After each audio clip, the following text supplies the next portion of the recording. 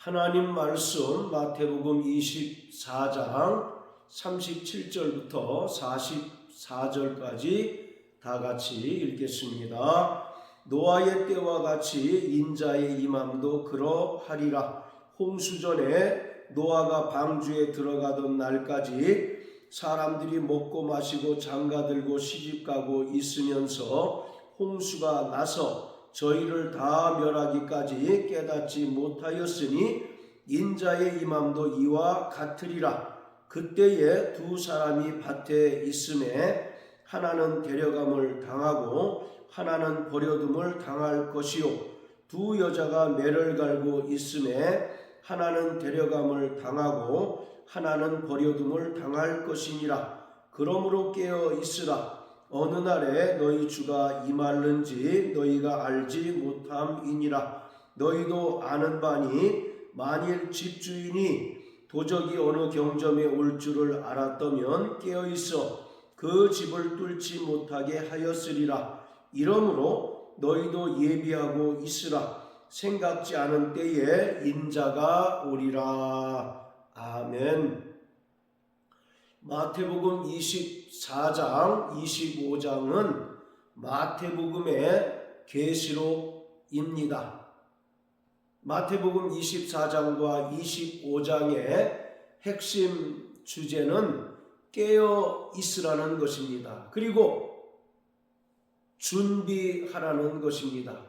36절에서 예수님께서는 그날과 그때는 아무도 몰라서 하늘의 천사들도 모르고 심지어 하나님의 아들도 모르며 오직 하나님 아버지만 아신다라고 말씀하셨습니다. 그렇기 때문에 구원받은 성도들 그리고 종말을 살아가며 예수님의 재림을 기다리는 모든 성도는 항상 깨어 있어야 하고 준비하는 자가 되어야 합니다. 예수님께서는 인자의 임함이 노아의 때와 같다라고 말씀하셨습니다. 하나님께서는 노아 때에 홍수로 이 땅에 있는 호흡 있는 모든 것들을 다 쓸어버리시고 심판하셨습니다. 자, 창세기 6장을 다 같이 보시겠습니다. 창세기 6장 5절부터 8절까지입니다. 여호와께서 사람의 죄악이 세상의 관영함과 그 마음의 생각의 모든 계획이 항상 악할 뿐임을 보시고 땅 위에 사람 지으셨음을 한탄하사 마음에 근심하시고 가라사대 나의 창조한 사람을 내가 지면에서 쓸어 버리되 사람으로부터 육축과 기는 것과 공중의 새까지 그리하리니 이는 내가 그것을 지었음을 한탄함이니라 하시니라. 그러나 노아는 여호와께 은혜를 입었더라. 하나님께서 사람 지으셨음을 한탄하시고 또 마음에 근심하셨습니다. 그래서 하나님께서는 물로써 이 땅에 호흡 있는 모든 것들을 다 쓸어버리시기로 작정하셨습니다. 그렇지만 노아는 하나님께 은혜를 입었다라고 말씀하십니다. 이처럼 하나님께서는 노아 때에 홍수로서 모든 호흡 있는 것들을 쓸어버리시고 심판하셨는데 노아의 8명의 가족들만 겨우 구원함을 얻었습니다.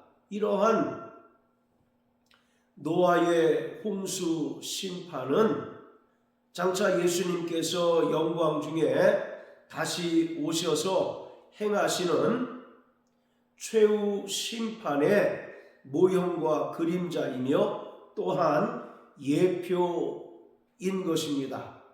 옛적에 하나님께서는 홍수로서 이 세상을 심판하셨듯이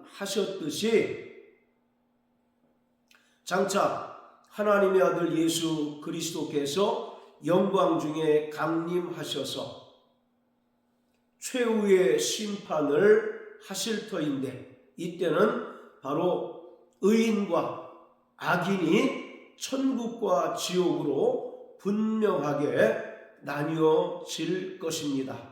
자, 베드로후서 3장을 다 같이 보시겠습니다. 베드로후서 3장, 자, 3절부터 7절까지입니다.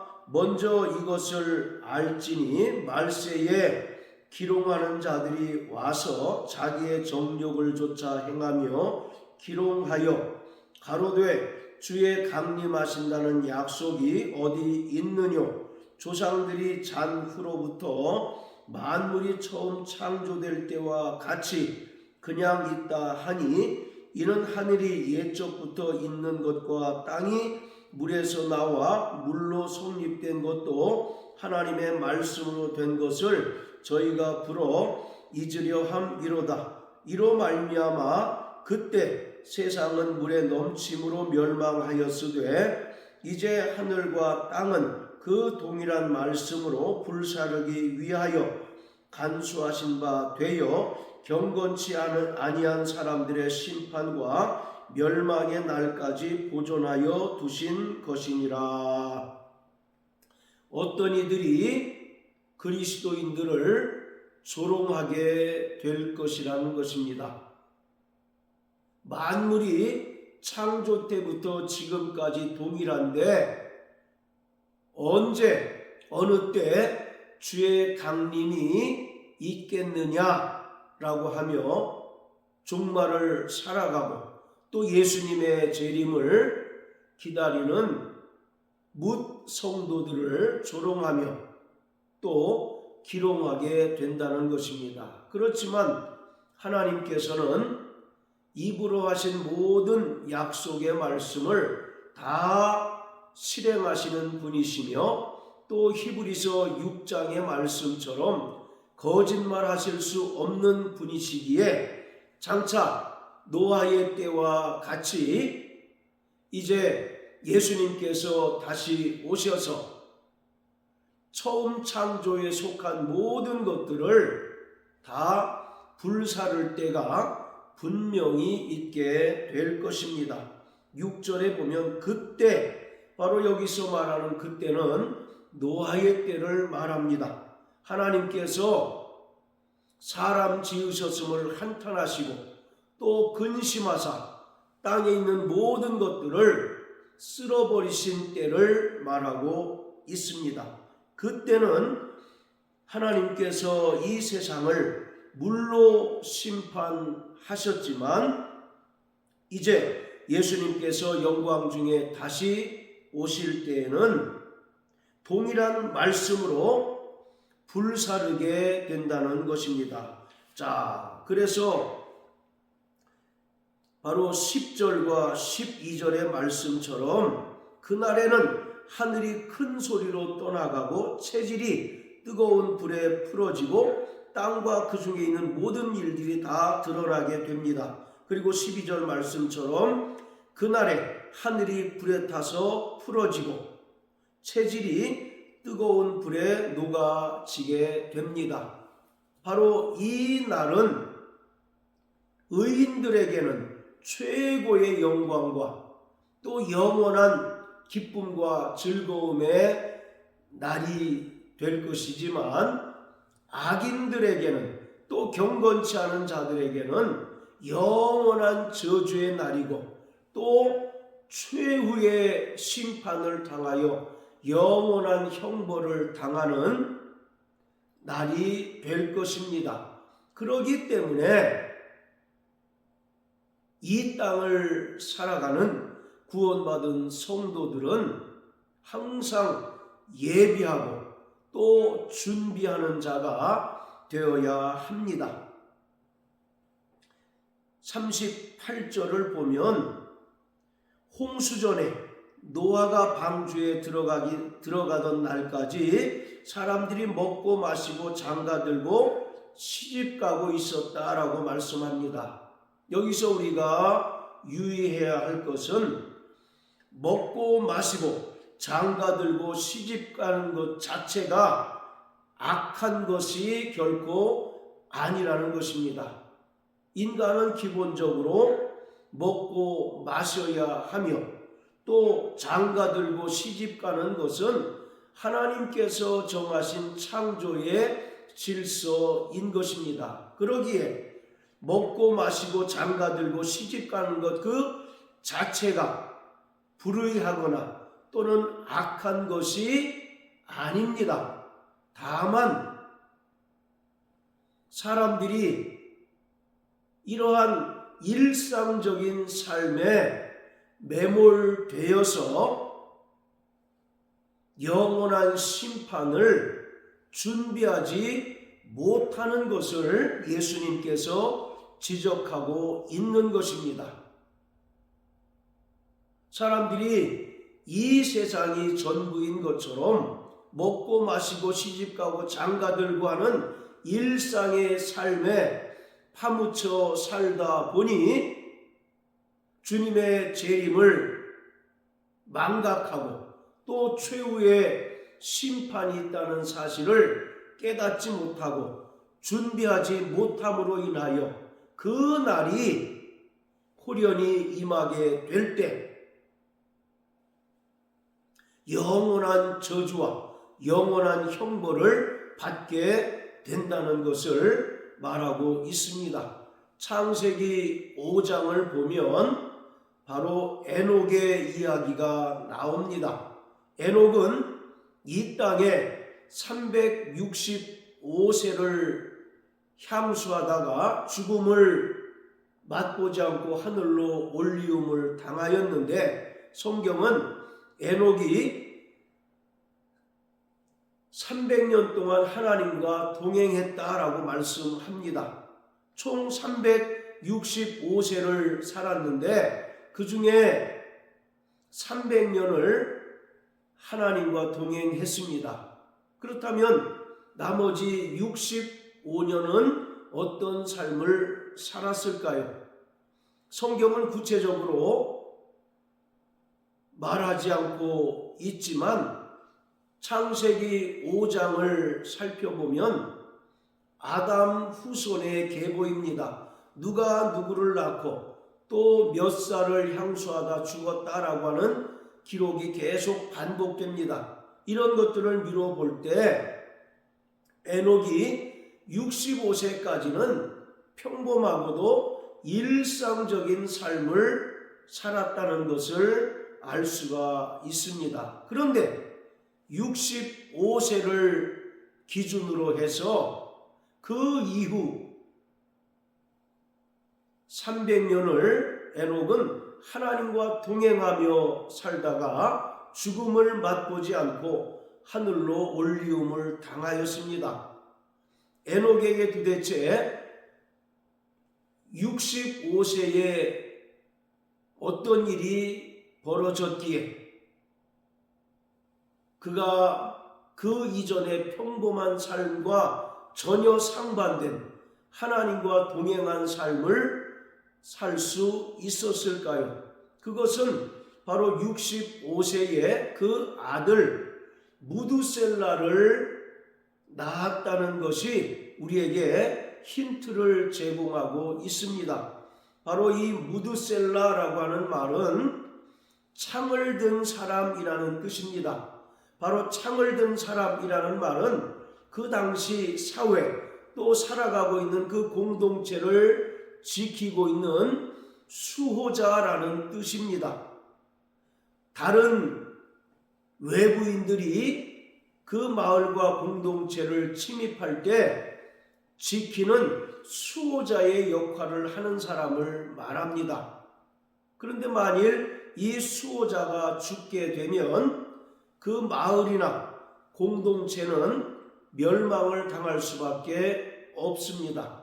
따라서 창을 든 사람이라고 하는 말은 의역을 하면 종말이라는 의미를 갖습니다. 그리고 심판이라는 의미도 내포되어 있습니다. 따라서 에녹은 65세에 무드셀라를 낳을 때 하나님께로부터 이 무드셀라라고 하는 그 아들의 이름을 통해서 장차 있을 종말과 하나님의 심판에 대한 그 계시를 받게 된 것입니다.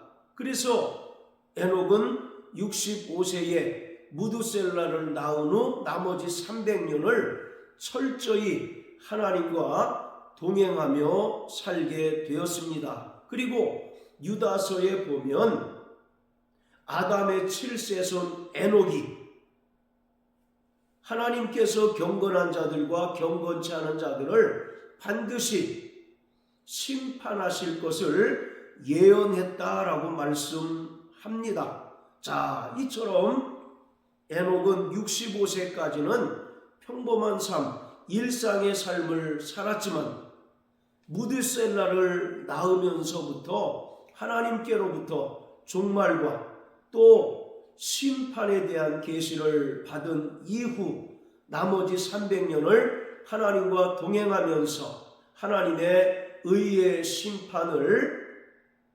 예언하였습니다. 또한 베드로후서 2장 5절에도 노아 역시 하나님의 의의 심판을 전파하였다라고 말씀합니다.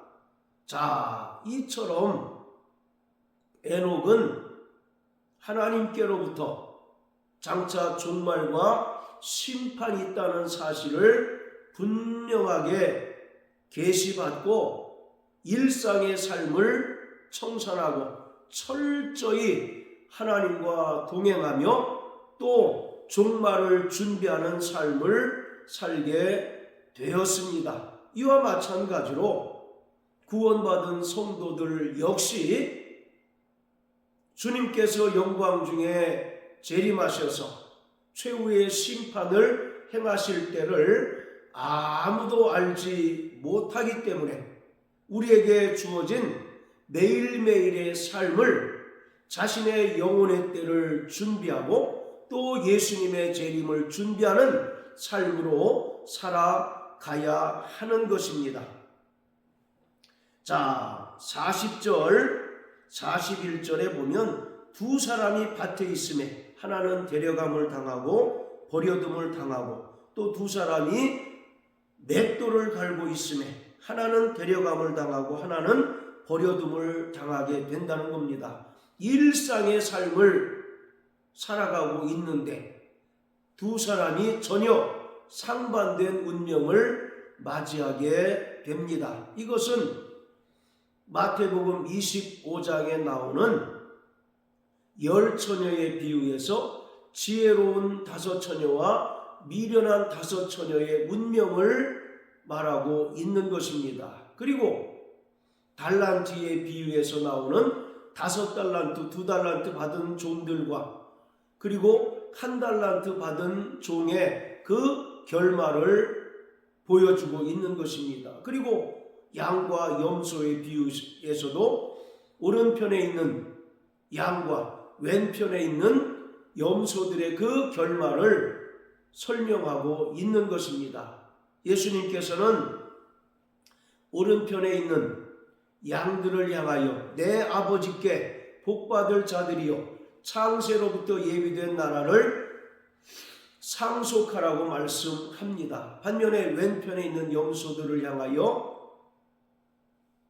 저주받은 자들아 마귀와 그 사자들을 위하여 예비된 영원한 형벌로 들어가라고 저주하고 있습니다.